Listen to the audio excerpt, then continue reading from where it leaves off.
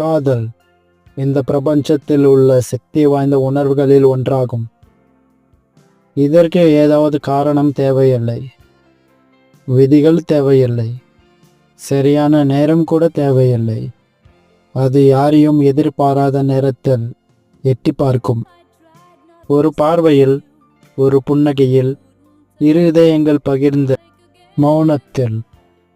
இது வெறும் காதல் கதை அல்ல, இது ஒரு உணர்ச்சி பயணம். நம்பிக்கையும் தியாகத்தையும் உறவின் அழகையும் சொல்வது. மாறிக்கொண்டிருக்கும் இந்த உலகத்தில் கூட காதல் மட்டும் மாறாத ஒன்று. இது நேர்மையானது, மென்மையானது, ஒருவருக்காக ஒருவராக இருப்பது.